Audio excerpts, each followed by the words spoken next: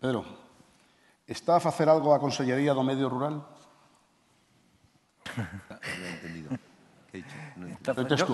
Yo creo que, o sea, la Consellería hace esfuerzos, me imagino que hace esfuerzos. Estaba leyendo aquí, o sea, me ha pedido eso, pues fomentar la participación e integración de los productores en organizaciones que sean capaces de transformar la leche, reduciendo el número de eslabones de la cadena láctea. Quiero decir, cuando nos está sucediendo todo lo contrario. Yo supongo que querrán hacer cosas, pero vamos, lo que se está es legislando, desde mi punto de vista, se está legislando de una manera demasiado arriesgada para el futuro del sector. Lógicamente, la Consellería pues, tendría que hacer muchas más cosas aquí. Yo creo que habría que, de alguna manera, valorar y ver lo que hablábamos antes en el tema de inversiones. Da igual que sean empresas de aquí que sean grupos de fuera. Hoy están todos aquí. El caso es que haya inversiones en Galicia que, vuelvo a repetir, que permitan bueno, pues que la leche pueda viajar. Y yo supongo que las administraciones ahí deberían de tener mucho que decir. Muy bien. Señora Antuña, señor Fiz, ¿cómo se puede generar confianza entre el ganadero y la industria? Bueno, no vale pagando más. No, aparte que yo creo que eso no genera confianza porque normalmente cuando las guerras son más abiertas y es cuando en el mercado está al alza. O sea que yo no creo que eso genere confianza. Hombre, yo creo que cumpliendo los compromisos, que es muy importante, haciendo planteamientos en los que sea fundamental el acuerdo, presentando datos reales y no queriendo equivocarse. Yo diría una cosa sobre el tema de la indexación.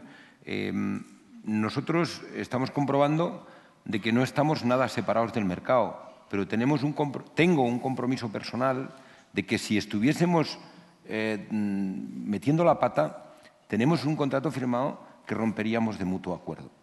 O sea, en octubre del 2013, un ganadero de los más importantes de nuestra empresa tenía un contrato fantástico y tenía el contrato renovado.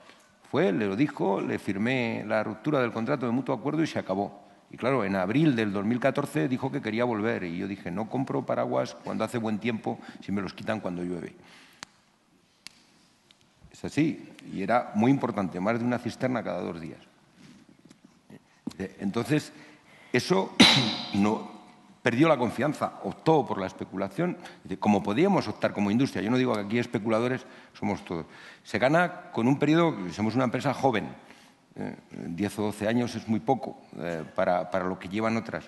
Y hemos conseguido que, hablando con los ganaderos, le presentes un índice que además hemos estudiado nosotros, les he presentado esto con sus precios. Esto mismo se hizo con sus precios. Oiga, vuestros precios no habían llegado a variar ni 15 céntimos de pesetas si hubiéramos utilizado el índice del 2011 al 13 cuando empezamos a utilizarlo. Dice, nadie hizo los cálculos, se creyó porque yo no tenía ningún interés en que no habíamos engañado, han visto el histórico, ha habido algunos que empezaron con nosotros, como éramos los más nuevos, se volvieron a dar un paseo, volvimos y ha conseguido confianza. Pero es que esto yo no lo veo de otra manera, porque la confianza se consigue con el tiempo y con unas relaciones estables. Hoy creo, Fernando lo presentó, los únicos contratos indefinidos que hay en el GECOLE son los nuestros. Ya está. Y a día de hoy, con el contrato anual, con los ganaderos directos no tenemos problemas, porque tienen contrato indefinido. ¿Podemos concluir que la indexación genera confianza? Yo creo que al final genera confianza y si nos equivocamos nos sentamos y lo rectificamos. Claro. No tenemos todas las herramientas. Nos fiábamos de ella, la hemos analizado, es lo que decía. Hemos sido honestos porque le hemos presentado los datos tal cual había, ¿no? Dice, y al final todos le hemos puesto ganas. Y si tenemos que modificar el índice ahora un 1% hacia arriba o el factor multiplicador, lo modificamos porque no queremos estar no queremos estar fuera de mercado. Dice, pero al final hemos llegado al mismo sitio y hace un año dice que nos juntamos a comer en vez de a pelearnos. Esa es la... Luis. Una cooperativa, el ganar confianza es un proceso más complejo, porque tus clientes son los propietarios.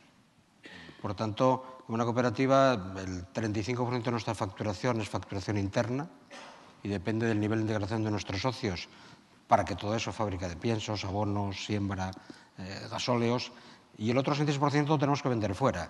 No tenemos que gestionar, como cualquier operador del sector, para garantizar a nuestros socios una retribución justa. La ventaja que tienen los dueños de una cooperativa es que cambian a los directivos cuando quieran. Luego la confianza se gana con el tiempo, con la gestión, con los resultados y coincidiendo con la respuesta a las expectativas que los socios tengan. Es un proceso de tiempo. No puede basarse solo en el precio de la leche, es coyuntural. Tendrá que basarse en precios medios. Por eso nosotros tenemos la costumbre en las asambleas generales de comparar nuestro precio con uno o dos operadores del entorno donde estamos, con facturas. Y permanentemente demostramos, el socio lo percibirá o no cada mes, que nuestra retribución media pues se mueve en algún caso con diferencia de más de 1 millón de euros retribuida nuestra leche respecto a facturas de uno de nuestros operadores. Pero eso solo es leche. En el fondo es mucho más lo que debe ofrecer una cooperativa, o al menos, como antes apuntaba, mucho más lo que debe esperar un socio de su cooperativa. Ángel, sí. Con respecto a la confianza, o sea, yo hace, digamos, como ya casi 8 años que he dejado la relación directa con, digamos, con el campo, o sea, cuando estaba, pues eso, dirigiendo la compra de leche de Celta, ¿no? Pero yo creo que salvo determinadas circunstancias extrañas, determinadas circunstancias extrañas de empresas un poco extrañas, en la mayoría de los casos,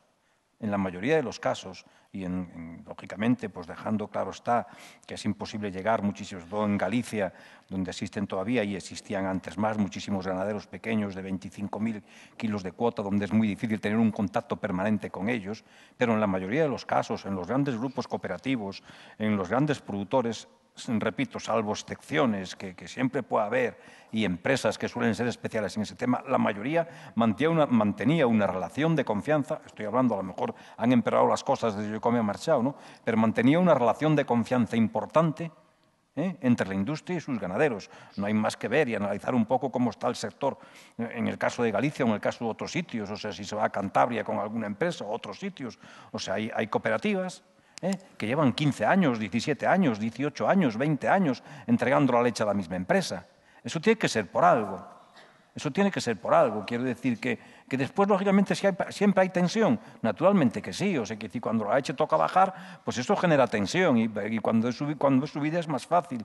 Pero esta historia de que decir es que la desconfianza es permanente y absoluta entre el ganadero y la industria, vuelvo a repetir, salvo circunstancias especiales, que siempre las hay, yo creo que no es así. Lo mismo que hablábamos antes, no sé si decía José Luis que me he perdido. Iba a decir alguna cosa con respecto a eso, al tema de la confianza, pero no sé si me viene... Nada, se me acordará después. Iba a hacer algún tipo de comentario en ese sentido, pero se me ha ido la onda. Esta es una pregunta para todos. ¿Sería posible una gran cooperativa gallega? ¿Perdón? ¿Posible una gran cooperativa gallega? ¿Por qué no? Sería deseable. La experiencia a lo largo del tiempo es que eso exige sobre todo voluntad. Y mi experiencia en los 10 años que llevo en Feiraco y reiterados intentos a través de la Agrupación de Cooperativas Agrarias de Galicia, a través de cooperativas, la Conferencia de Cooperativas en Madrid, es que es difícil. Es muy difícil y en cualquier caso yo alguna vez lo digo con mucha crudeza y lo dije en alguna reunión de forma directa donde había más de 20 presidentes y 20 gerentes. Si nos estuviesen viendo los ganaderos nos sacaban de aquí a gorrazos. Porque nosotros generamos la ineficiencia necesaria para que todo esto no pueda aportar más valor. Y lo digo con esta crudeza, porque lo dije en público en más de una ocasión. Por lo tanto, sería deseable. En mi opinión, es muy difícil porque no existe la voluntad necesaria.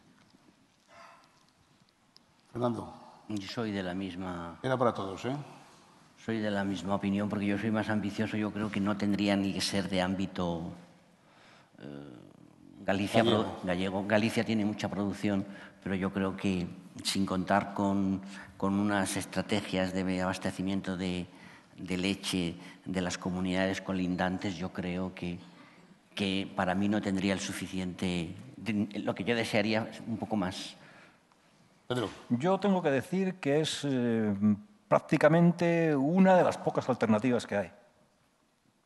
Es prácticamente una de las pocas alternativas que hay. Complicada y difícil, pero desde luego sería el paso fundamental que habría que dar para que en este sector se pudiese avanzar de una manera con mayor desde luego con mayor seguridad de cara al futuro. Yo creo que es, que es la alternativa por la que se tendría que estar peleando, que es complicada, que se intentó muchas veces, pero que quizá es la alternativa, la única alternativa posible. Es cierto, ya las grandes multinacionales y las empresas que sigan comprando, pues que vengan empresas de fuera y sigan comprando empresas gallegas o empresas españolas, pero desde luego un proyecto cooperativo que es tremendamente complicado, pero es una de las esperanzas que realmente pueda tener el sector lácteo, sobre todo en la cornisa cantábrica o la península ibérica. Bueno, yo no sé si es posible, es muy difícil una gran cooperativa. Deseable, probablemente necesario, yo le diría una vuelta. Dice, ¿podrá sobrevivir la producción láctea en Galicia sin una gran cooperativa? Y yo le pondría una segunda opción. O sin una empresa multiproducto, dice, que sea capaz, de acuerdo a las condiciones de mercado, dice, de definir a qué se va a destinar esa leche. Dice, que no sea la de meterla en una cisterna y mandarla no sé dónde, tanto para fabricar leche en polvo o queso, no sé qué, y sacarla fuera. Dice, evidentemente yo creo que el sector lácteo, y vuelvo otra vez a lo mismo de antes, dice, Galicia, como no haya una inversión industrial importante, distinta a meter leche en una caja, lo tendrá difícil. Y que pueda producir productos, dice, que sean capaces de viajar lejos, de almacenarse en el tiempo, dice, y que aporten algo de valor añadido. Si no, Galicia lo tendrá difícil porque, señores, producimos 1000 litros por habitante y consumimos 170. Las estadísticas están ahí.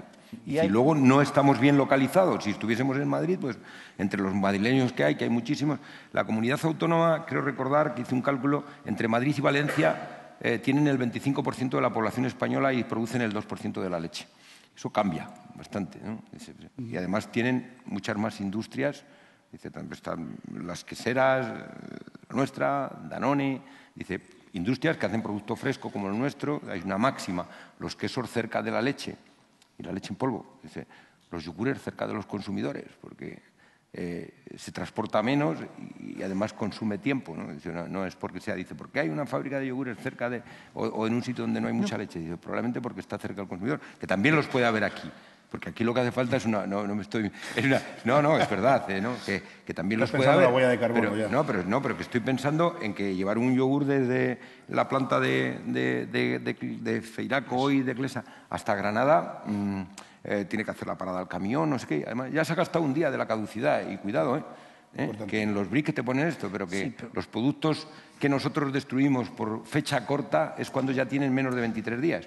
Que dice el cliente, no, yo los quiero, que luego ya los pongo en la tienda, que la gente los empieza a... Eso es fecha corta y se destruye. Entonces, bueno, un queso que dure 6 meses, o un kilo de polvo que puede durar un año, o polvo, una proteína láctea, cuando hablamos... Y un yogur nunca es más complicado también. O sea, voy a poner un ejemplo y me lo vas a permitir, Juan Manuel, porque además me lo comentaste tú. En un momento determinado, tú habías venido a ver la planta de Clesa. Sí. Y viene a cuento con lo que hacen las administraciones. O sea, una empresa como Senoble aún no había hecho su segunda planta, viene a ver una planta que teóricamente podía producir yogur en Galicia y que por las circunstancias en las que está, pues no le interesa a Senoble. Dice, coño, esto no nos encaja a nosotros, no nos puede valer. Vamos, lógicamente, una administración tenía que haber cogido y llamar a los señores de Senoble y decirles qué necesitan ustedes en Galicia, qué les hace falta a ustedes en Galicia. Porque efectivamente después el transporte es un inconveniente, pero también el llevar la leche, o sea, el coger la leche y llevarla pues a 500 o 600 kilómetros de distancia en cisternas también tiene su inconveniente. Es cierto que las grandes fábricas tienen que entrar o en centros de consumo o en centros de producción. Entonces depende, pero que es cierto que las oportunidades administrativamente se tienen que aprovechar. O sea, si una empresa como Senoble viene a ver una planta en Galicia y no le encaja, alguien tiene que ponerse en contacto con ellos, nuestra administración, y decir qué os falta, qué os pasa, qué se puede hacer o qué no se puede hacer. Y a lo mejor no ¿Alguien avisó a la administración de que estaban aquí viéndolo? ¿Perdón? Claro, que si alguien avisó a la administración que los señores de Senoble estaban viendo... Me imagino, si se enteró todo el mundo... No, pregunto, Pedro, yo no lo sé. Si se enteró todo el mundo, yo no lo sé. A lo mejor no se enteró. Yo estoy hablando... A lo mejor no se han enterado, pero si se enteró todo el mundo... No, yo, por rematar, decir que nosotros todavía el 50% de la leche que consumimos es leche de Galicia, o sea, con lo cual es leche que viaja. Se lleva ya. Y probablemente es una ineficiencia dice, porque nos gastamos mucho en ruedas y en gasolina, en llevar la rueda. Pero que se podían hacer los yogures exactamente igual. Nosotros, no solo la planta de Clesa, antes de hacer la fábrica nueva, vimos la planta de Lactas Antequeranas, que hacía yogures en Antequera.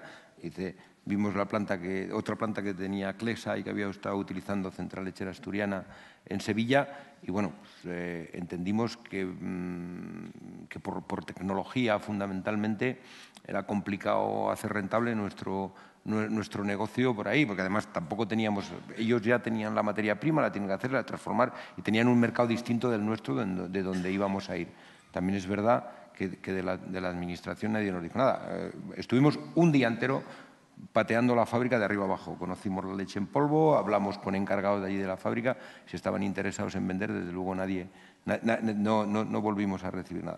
Puede ser que no se pudiera haber hecho, Claro, pero es posible. No voy a defender a la administración. No, que no estamos culpando a la administración. Evidentemente, si Senoble hubiera tenido alguna intención de hacer la planta en Galicia, hubiera consultado a la administración, porque vuestra decisión estratégica, como has comentado, estar cerca del punto por el yogur, lo cual es muy razonable. Tenemos dos plantas, una en el centro de España y otra en el centro de la península ibérica. Es así, ¿no? Es así. Me lo tienes que explicar. Sí, porque la península ibérica es España más Portugal. Está mucho más al oeste, pero está en el centro. Y te mueves a Talavera. Vale. Bueno, es así. Vale. Estamos a 20 kilómetros del punto geográfico de la península ibérica, del punto central, y a 20 kilómetros del punto central del Cerro de los Ángeles de España. Sí. Muy bien. Una pregunta, Pedro. Queso a 25 euros el kilo. Solo por deducción de costes fijos. 25. ¿Cómo lo consigue esa industria? ¿Perdón? Queso a 25... Perdón, a 2,5 euros el kilo. Es que no veo la coma. Solo por dilución de costes fijos, ¿cómo lo consigue esa industria? No lo sé. Desde luego habría que mirar por qué. Habría que mirar por qué. Si es bien, pues si es una práctica ilegal vendiendo a pérdidas, que entonces habría que intervenir. Mira, yo tenía, lo voy a leer, porque viene a eso, un artículo a raíz de todo esto que salió en el periódico con el tema de las denuncias. Y dice aquí un artículo del País, dice, si no se clarifica ese cártel de importaciones y competencia, no hace lo mismo con la propia distribución, probablemente en el futuro habrá más multas, pero seguro habrá precios bajos en el campo sin necesidad de pactos y cierre de explotaciones ganaderas o de empresas por falta de rentabilidad. O sea, eso habría que saber por qué. Y si realmente es por eficiencia, tenemos que copiar esa eficiencia. Y si es porque están practicando dumping y viene queso que no coincide con el precio pagado por la leche en esos países, también teníamos que tener la capacidad para nuestras administraciones, para estarse peleando donde hiciese falta para que eso no suceda. ¿Quién ponía el ejemplo a la mañana de las naranjas? Juan Manuel. No vinieron naranjas, no eran naranjas o algo así que venía a España. ¿Qué producto era? Anoche en los cerdos. En los cerdos. Les conté, os lo vuelvo a contar, eso es real. En un año de crisis de porcino, los holandeses solucionaron su problema mandando 10 camiones de cerdos a España, todavía mucho más baratos, pero no les afectaba a su mercado. A la semana siguiente llegaron 20 camiones de cerdos de Vals Company a Holanda, todavía mucho más baratos que los de los holandeses. Pusieron el grito en el cielo y Vals Company dijo, ¿por qué no venís y nos sentamos y hablamos de cómo funciona esto? Y aquí recibimos no sé cuántos camiones de queso, o sea, 2,5, pero no tenemos probablemente ninguna capacidad de Vamos reacción a mandar queso a Alemania, entonces a pero tenemos que tener... No tenemos quién, ese es el pero problema. Tenemos que tener información, tenemos que tener información de por qué sucede. Hablar del tema. Perdón. Yo quisiera precisar, en primer lugar, yo tengo alguna experiencia en comprar quesos procedentes de Alemania, de Baviera y de Alemania del Este, con precios totales por debajo de los costes variables de producción en España. La primera razón es la proteína de esa leche. Aquí estamos produciendo leche para meter en paquetitos de leche, por lo tanto toda la proteína la regalamos. Cuando tenga el 3,1 es suficiente.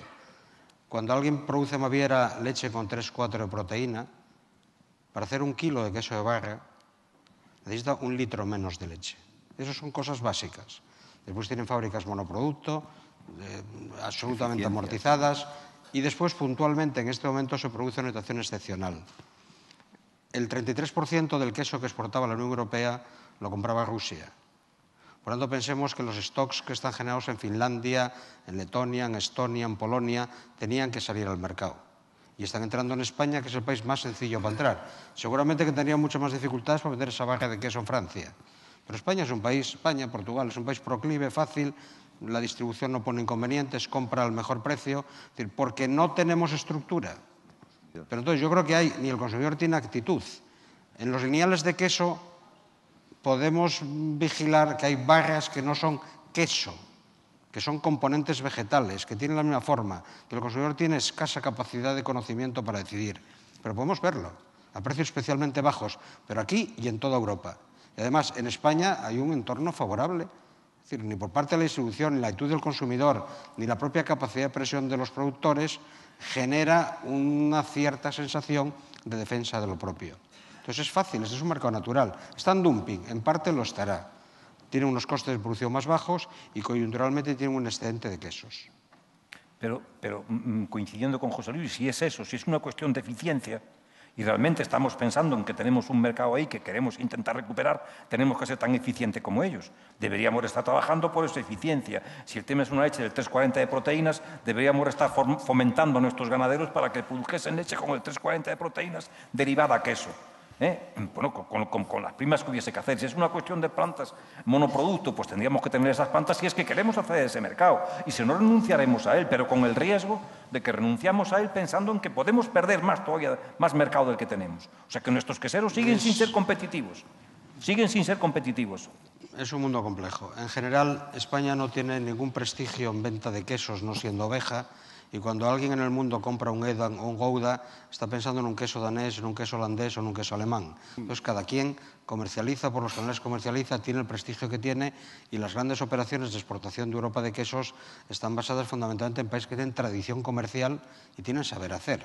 Aquí hacemos cosas muy básicas, difícilmente comercializables en el mercado internacional, y además la leche de la que disponemos, destinada el 60% a colocar un paquete de leche, no es una leche que tenga rendimientos adecuados ni para queso ni para leche en polvo, porque en el fondo lo que estamos hablando es de rendimiento de proteína. Y al final las necesidades de volumen encarecen nuestra competitividad. Es el modelo que tenemos. Será debido a que somos deficitarios, a que el consumo interno se cubría con envases, lo que queramos, a que la industria no evolucionó. Pero es en otro país del mundo los que evolucionaron fueron los ganaderos, que son los dueños de la industria. Entonces, cuando te sientas con un gerente de una cooperativa irlandesa, no demasiado grande, 800 millones de litros, te plantea que en el año 2013 se sentaron los socios, decidieron crecer a 2020 un 40%, para comercializar esos 200, 300 millones de litros, decidieron construir una torre de leche en polvo, 100 millones de euros. Bueno. Fueron a Rabobank, les financió el 70%, el otro 30% hicieron una aportación los socios a 5 años, y ya tienen garantizada la comercialización de su incremento de producción. Claro. Ese es el modelo. Pero son los ganaderos que invierten, son los propietarios de la cadena de valor. Cuando la leche en polvo vale dinero, se les retribuye mejor. Cuando no vale, lo asumen en sus costes. Es que en España estamos esperando que el trabajo lo haga otro. Es lo que yo digo, entonces la crítica siempre es hacia el que no está. Claro. Bueno, cuando alguien influye sobre su futuro, no termina en el tanque de leche, termina en el mercado, en el consumidor o en contenedores colocados en Shanghái. Pero entonces coincides conmigo que no podemos ser optimistas. Sí, hombre. Claro. La optimista, no existe industria, no podemos acceder a eso. No existe industria láctea sin materia prima. No existe. Claro. Luego, la industria que está poniendo en manos de terceros la leche, la que no quiere cerrar contratos a largo plazo, la que tiene miedo a dar estabilidad al sector, esa industria va a desaparecer. Va a desaparecer. Porque el que ataca justamente a su proveedor no tiene ningún futuro. Eso está claro. Será a medio o a largo plazo. Desaparece porque no transmite confianza, no tiene seguridad, no tendrá un proveedor estable. Y que acaba con el proveedor, con el productor, no tiene futuro. Y además, el presidente de una gran compañía láctea francesa me decía un día, cuando salíamos de Fenil, esos señores que están aquí no saben lo que están diciendo. El día que no se produzca leche en España, ellos no tienen trabajo, se hacen el harakiri, el producto final viene de Francia. Naturalmente. Luego, por tanto, el gran problema lo tendremos en gerentes o en presidentes que están en España sin tener visión de su propio futuro. Si no tenemos industria transformadora, no hace falta producir leche aquí. Viene el producto terminado. El impacto del transporte en el producto terminado siempre es mucho más bajo que en la materia prima. Y después, la posición de España respecto a Francia, es que Aragón y Cataluña, las cisternas de leche son más baratas que llevarlas desde Galicia. Entonces, a ver, no nos engañemos. Si hablamos de Clesa, por lo que antes apuntabais, una de las decisiones que las 10 cooperativas tomamos para asumir Clesa, una de las razones fundamentales no fue meternos en líos, sino entender que cerrar la única planta que había en Galicia de yogur termoformado era dejar morir millones de litros de leche que deberían embosarse aquí, con todo lo que se supone entrar en ese mercado. Entonces, esa es la decisión. Y esa es una decisión que tomaron cooperativas, invirtiendo, con esfuerzo, endeudándose, porque si no tenemos industria transformadora, no tendremos productores. Y eso es lo que tenemos que asumir. Y esa industria o la asumen los productores, si no la asume otra parte de la cadena de valor y de transformación porque cree que no merece la pena, pero si la asumen los productores tiene un gran futuro. Y yo creo que la van a asumir, estoy convencido. Y la torre de leche en polvo de Clesa se arrancará y funcionará, y la que sería también, lo que pasa hace falta recursos económicos, hace falta decisión, hace falta capacidad financiera, y eso requiere tiempo.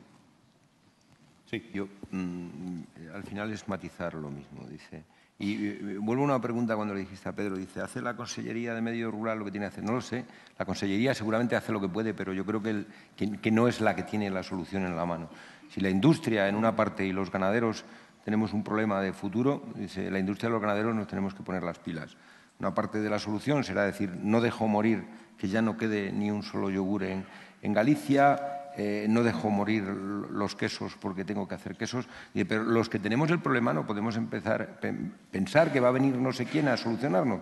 Y probablemente ni Lactalis ni Nestlé, porque son francesas y tienen sus sedes, ni otra, puedo decir cualquiera, o a lo mejor Senoble, pues si le interesa asentarse en Galicia, se asentará, pero que no van a venir a solucionar el problema gallego, ¿no? Dice, solucionar primero su problema, dice, y después los demás. Y si el sector, desde mi punto de vista, luego digamos la distribución, que vende de todo, tiene un problema, el sector tiene que verlo y solucionarlo. Y luego a la Administración le tiene que pedir ayuda. Y con la distribución tendrá que ponerse las pilas y negociar. Pero, oiga, tengo un problema, dice, nosotros mismos somos los que tenemos que buscar la solución. Dice, no podemos echarle la culpa a terceros. Pero eso se ha puesto aquí en todas las presentaciones esta mañana. Quiero decir que eso es lo que ha salido en todas las presentaciones. Lógicamente hay un trabajo importante por hacer y nadie dice lo contrario. Claro. O sea, está claro que el problema lo tiene que solucionar uno mismo, pero es todo el conjunto del sector el que tiene un problema. Y cada uno el suyo, ¿no? Entonces cada parte de ellos tiene el suyo, pero eso es lo que hemos estado aquí comentando toda la mañana. O sea, quiero decir que no hay ninguna duda, vamos. Me quedan dos preguntas. La penúltima es, ¿cuál es la fórmula para indexar el precio? ¿Se me ha ido? ¿Me parece? Sí. ¿Cuál es la fórmula para indexar el precio de venta a la distribución durante un año? Creo que es para ti, Fritz. Hombre, a ver, nosotros... Buena pregunta. No, a ver, ¿cuál es la fórmula para indexar al precio de venta a la distribución? Yo no soy distribución y además... Y tampoco soy el director comercial de mi compañía, ¿no? Y probablemente a lo mejor la distribución tampoco lo aceptara. Pero es verdad que la distribución no tiene un real decreto que le obliga a firmar contratos por un año, con lo cual no tiene problemas de indexación, ¿no? Dice, ¿cuál es la fórmula? Pues creo que no es necesario. O sea, al final, ¿por qué? Porque nosotros, insisto, o sea, sería muy importante, sería muy bueno, sería muy recomendable, pero como va a ser difícil, y se puede luchar por ello, pero no es lo más importante. Probablemente lo que tenemos que hacer, y es que hemos hecho, y que de los índices que utilicemos, que no sea único, pero sí que es verdad que los precios a los que se cede a la distribución y a los que la distribución venden, dice, tengan su peso en el precio al que se vende la leche, teniendo las condiciones de mercado y las repercusiones de mercado. El índice se puede complicar hasta manera infinita, pero yo creo que es absolutamente innecesario, porque al final, si el 60% de la leche va destinado a leche UHT, dice, quien nos va a marcar a los demás el precio que se mueve en la leche va a ser los precios que manejan el 60% del sector. No van a ir a ritmo... la leche UHT no va a ir dependiendo de los precios a los que venda Danone o García Vaquero, por decir dos marcas que le dan bastante valor añadido a producto. Ojalá y vendieran mucho más, pero no nos lo quitaran a nosotros, ¿no? Bueno, José Luis. A ver, yo tengo que dejar claro que nosotros somos grandes defensores de contratos, de obligar a la industria a hacer contratos a largo plazo y además que se comprometa a poner un precio. Y somos defensores de esto fundamentalmente porque cuando hay déficit de leche, el precio lo pone el fabricante. El distribuidor, si quiere tener leche, tiene que pagar el precio que le pones. Pero cuando hay excedentes, tenemos competidores que no actúan con lealtad suficiente en el mercado.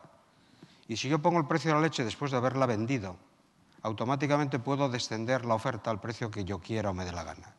En general, la mayor parte de la gente que me encuentro hablando de cadena de valor, hablando de valor añadido, hablando de productos, nunca los vi en un despacho vendiendo. Y llevo muchos años vendiendo en los despachos. Para vender en un despacho lo que tienes que tener es un proceso industrial fiable, por tanto cumplir con tus criterios. Tienes que ser eficiente. Aquí no se trata de que el ganadero sea eficiente. La industria tiene que ser muy eficiente y tiene que tener unos costes adecuadamente competitivos. Y después no debes encontrarte con materia prima a precios de desecho. Es decir, cuando hay cisternas spot a 22 céntimos, nosotros nos ponemos a temblar. Porque contra 22 céntimos nosotros ni podemos pagar la leche a nuestros socios, ni podemos vender, ni podemos hacer nada. Y esas existen porque no existe un compromiso previo de pagar la leche antes de venderla. Entonces, somos defensores de ese criterio en contra de... Por lo tanto, no hay nada que indexar. Lo que hay es competir. Es verdad, tenemos un riesgo. Cuando el precio que pagamos a leche es especialmente alto, favorecemos la entrada de operadores extranjeros. Por tanto, tenemos que ser prudentes en el precio. Modelos como ese que indexa el precio y que suavizan la parte más alta y que no baja el precio a situaciones tan deterioradas para el productor, a nosotros nos gustan. Con los socios no tenemos ese compromiso, porque al final el socio tiene un precio que se liquida, puede tener un complemento cooperativo y si no es el dueño de los resultados. Pero competimos muy mal en el mercado con operadores que no son leales, que actúan contra el ganadero o contra el mercado, que utilizan importaciones de bajo precio o que compran cisternas spot. Y eso es lo que a nosotros nos gustaría combatir. Por eso, contratos a largo plazo, precios que no pueda decidir una sola parte, porque ahí nosotros nos encontramos cómodos compitiendo. No hace falta indexar a nada. Con la distribución hay que llegar a acuerdos. Tenemos que ser capaces de vender y tenemos que ser suficientemente eficientes con el espectacular competidor. Muy bien. Señores, me queda la última pregunta. Perdón, sí. una cosa más. Audiencia sobre el paquete lácteo y perspectivas para el sector lácteo celebrada en Bruselas el 27 de enero del 2015. Petición de la Consellería de Medio Rural de Galicia. Extender la duración mínima de un año en la contractualización de todas las fases de la cadena alimentaria, desde la producción hasta la distribución.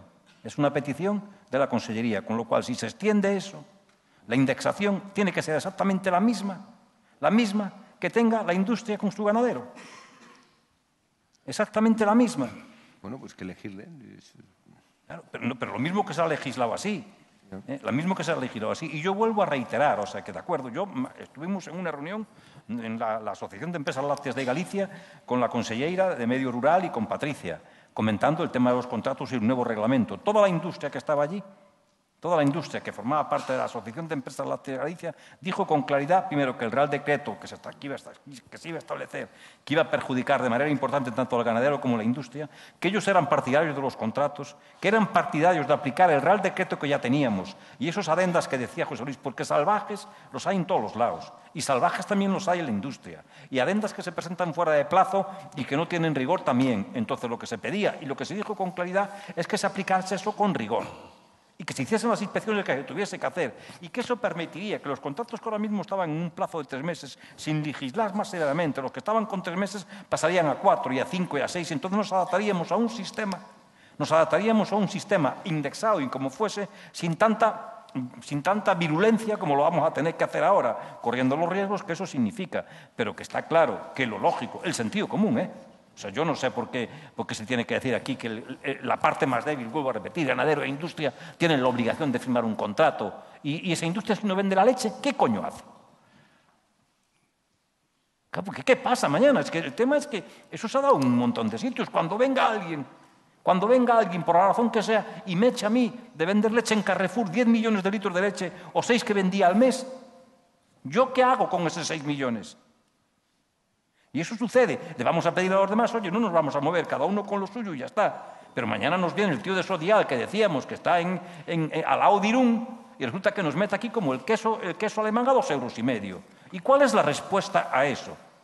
¿Cuál es la respuesta? Porque hasta ahora mismo está claro que es una perversión del sistema. Claro, yo estoy vendiendo leche en Carrefour, viene alguien, me echa de Carrefour, donde vendía 4 millones de litros de leche, ¿y yo qué hago con esos 4 millones de litros de leche? Tengo que echar a alguien de otro lado.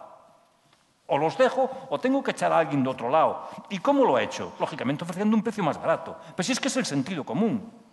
Es el sentido común. Es que y los milagros no los hay. Y pretender que los milagros vengan de una parte sola, a mí me parece tremendamente complicado. Me parece que es un riesgo ¿Qué es eso? Pues que se va fuera del límite y corriendo eso pues por el alambre, ¿no? Como se mueva un poquito el alambre, pues pueden ser. Pero está claro, o sea, hay una propia petición ahora mismo. Hay una petición de decir, oye, pues que sea lo mismo. O sea, si yo tengo pergamos es que es lo lógico. Lo que pasa es que la distribución tiene demasiada fuerza para que alguien le pueda decir, esto es lo que hay. Esto es lo que hay. Ese es mi punto de vista, vamos. Y lo demás, pues oye, pues será, y a lo mejor funciona muy bien, A lo mejor funciona muy bien. Oye, pues igual todo esto que es una barbaridad, todo lo que yo estoy diciendo, y esto nos sale fenomenal, ¿no? Y esto nos sale fenomenal. Muy bien. Bueno, para terminar, tengo una pregunta que no está relacionada directamente con el tema de la mesa redonda, pero que es de rabiosa actualidad y que entendemos que además no podemos dejar de tocarla. Y la pregunta es la opinión de los miembros de la mesa respecto a la información en prensa de las sanciones por competencia desleal a la industria.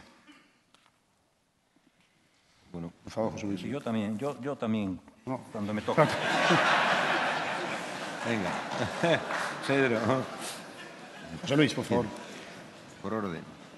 Como estamos en nuestra casa y a pesar de que el Consejo Rector, el Consejo de las Sociedades conoce perfectamente las actuaciones del expediente desde que se inició, lo que sí tengo que dejar bien claro, conociendo cualquier referencia que se haga a la CNM, a la Comisión Nacional del Mercado de la Competencia, puede abrir un expediente sancionador, y tengo que dejar bien claro, y así figura en las 124 páginas de la resolución, que Feiraco, ni nadie de Feiraco, se reunió nunca, ni habló nunca con nadie para intentar bajar el precio de leche en España. Y eso cualquiera que lea el expediente puede comprobarlo. Y por tanto, no es un problema de que quede sobreseído o que haya transcurrido determinado tiempo, sino que nunca nadie. Y además tengo testigos en la mesa que conocen perfectamente el expediente y así lo pueden corroborar. Por nuestra parte, bueno, tenemos clarísimo además, ¿no? Dice que recurriremos la sanción de la CNMC ante la Audiencia Nacional. Tenemos claro que nos hemos ajustado plenamente a la normativa de competencia y que la justicia nos va a dar la razón. Y es difícil porque casi nunca lo hacen. De hecho, no estoy culpando a nadie porque el expediente todo el mundo tiene mucho que decir, pero estamos casi por los pelos, ¿no? Comparado con los volúmenes que está moviendo, pero aún así, nunca, y en todo el expediente, que también dice que tiene 124 páginas, en ningún sitio se hace mención a un solo contacto de nuestra empresa con otra industria láctea. En ninguno. O sea, que lo lean entero y si alguien encuentra que Senoble ha tenido un solo contacto con otra industria, dice que nos lo diga. Dice, con lo cual, no estamos de acuerdo con prácticas anticompetitivas. Bueno, ¿qué tipo de prácticas puede tener una empresa que tiene sus contratos indefinidos anuales e indexados? Es que, ¿de qué tenemos que hablar? Si lo que al final vamos a hacer es utilizar un índice, ¿no? Y tenemos clarísimo que nosotros nunca hemos compartido información confidencial y que lo vamos a demostrar. Eso es la parte que nos corresponde, aparte de que luego hay muchas cosas más que pueden decir otra gente que está aquí. Pedro. A mí, yo la verdad es que decía antes cuando llegué aquí que estaba doblemente agradecido por venir hoy aquí, ¿no? Por un lado, por la invitación de Feiraco a venir, lo cual ya agradezco un montón. He venido el año pasado también y lo agradezco un montón. Y segundo, estaba agradecido en este momento por representar a la Asociación de Empresas Lácteas de Galicia y poder estar aquí, ¿no? O sea, por eso. A mí desde luego, me parece una auténtica barbaridad. O sea, la Asociación de Empresas Lácteas de Galicia jamás, en ningún momento, ha hecho ningún comentario. No sabe, además, cuál es el precio que paga una empresa u otra. Jamás ha hecho ningún comentario. Y si alguien se lee el expediente, ayer salió un señor, porque es que además en Galicia, o sea, aparte de eso, la prensa en Galicia ha sido brutal. O sea, el maltrato que le hace a la industria láctea en Galicia es que no hay parangón, porque uno se coge el País o se coge el Economista y dicen, coño, hay una multa a estos señores, pero lo lees y dicen, coño, la razonan. Ayer venía un señor en un periódico de aquí de Galicia diciendo que se había leído las ¿cuántas páginas tenían? 143, 124. ¿No? Que había leído las 143 páginas. Y tú te leías el artículo, debe ser un artículo de opinión, y dices, pues no te has enterado de nada, macho.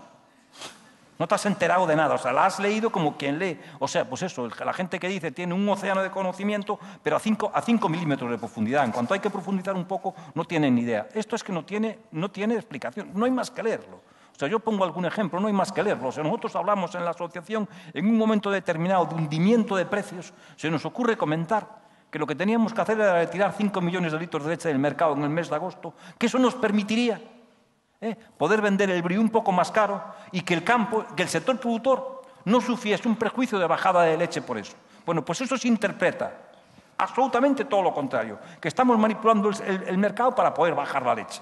Eso, o como cuando nos llaman a una reunión de la Mesa de la Leche, aquí en Galicia, en el mes de octubre del 2011, a la Mesa de la Leche, orden del día, análisis y situación del sector lácteo en Galicia. Y vamos a esa reunión, antes se reúne la asociación. Y dice, oye, ¿qué les vamos a contar aquí? En esa reunión los sindicatos, la administración gallega y las industrias. Oye, ¿qué les vamos a contar aquí? Entonces cogemos los datos del FEGA, los datos del FEGA en mes de septiembre, y dice, coño, pues el incremento del precio de la leche en Galicia en mes de septiembre, datos del FEGA, era en torno al 7,8%, una cosa así. Y dice, coño, lo que vamos a decir es eso. O sea, que la leche hasta el mes de septiembre está en torno al 8% de subida y que eso, pues previsiblemente, salvo desastres en el sector, se mantendrá hacia el final de año. Eso es lo que hemos hecho. Y con todas estas cosas se juzga a una asociación y se dice que nos reunimos para pactar precios, para repartirnos rutas de recogida. O sea, es un sinsentido. No se puede hacer, no se puede hacer una cosa, no queda más que acatarla, lógicamente. ¿Cómo no la vamos a acatar? Eso dicen los políticos siempre. Acatamos la sentencia. ¿Qué remedio nos queda? ¿Qué remedio nos queda? Pero vamos, de compartirla, absolutamente para nada. Absolutamente para nada. Y no cabe duda que se va a producir un antes y un después a partir de esto. O sea, yo decía antes, y era uno de mis agradecimientos, no sé cuántas veces más podré acudir a jornadas como esta representando a la Asociación de Empresas Lácteas de Galicia. No sé cuántas más, si es que hay alguna más. Si es que hay alguna más, porque al final analizas y esto ha dejado de tener sentido. O sea, no se sabe uno ni lo que puede hablar, ni lo que puede decir, ni lo que puede comunicar a sus asociados, con lo cual es un sinsentido. Lo lógico es que todo esto desaparezca y que las industrias, bueno, pues oye, se vayan cada una con su historia regulando cómo está esto, porque es que es un despropósito, quiere decir, de verdad. Ayer lo decía cuando estábamos juntos, ayer a la noche, cuando estuvimos juntos, lo decía. Yo estoy convencido de que es que se ha maltratado a la industria láctea y en Galicia más que en ningún lado, reiteradamente, a pesar de que, como veíamos antes ahí, pues ha comprado en 25 años, ha doblado el doble la producción de leche que compraba a sus ganaderos, la ha multiplicado por 2. O sea, de verdad que es que dices, ¿cómo se puede? Claro, no me extraña, o sea, la leche más barata del mundo. Cuando una empresa gallega va a vender leche a la distribución en España, oiga, usted me la tiene que vender más barata si compra la leche más barata de toda España. Y esa es una constante que está ahí, reiterada, o sea, la justificación convertida en argumento, la búsqueda de culpable. Buscamos culpables y creemos que es la industria para justificar nuestra propia ineptitud. Porque no tiene sentido, o sea, esto no tiene sentido, de verdad.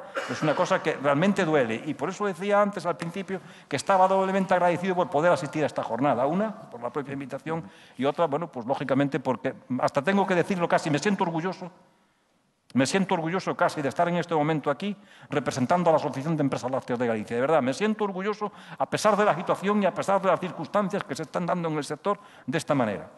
De verdad. Gracias, Pedro. Fernando, ¿quieres hacer algún comentario? No. Muy inteligente.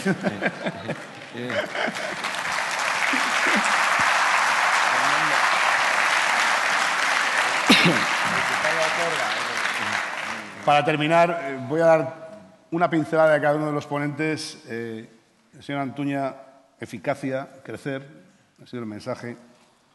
El señor Fiz, índice, indexación, confianza, empresa, ganaderos, y si no lo arreglamos.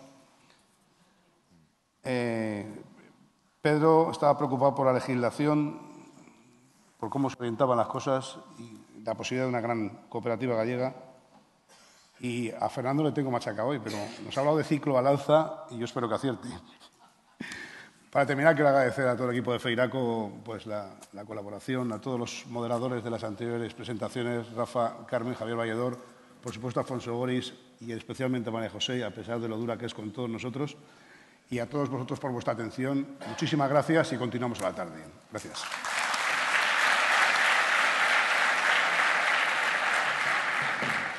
Vamos a realizar un descanso para el almuerzo buffet que será servido en el hall. Si salen por las dos puertas que hay justo en el centro de la sala, ya salen directamente al hall. Les recuerdo que empezaremos la siguiente mesa redonda a las 4 de la tarde, por lo que les ruego máxima puntualidad. Muchas gracias y buen provecho a todos.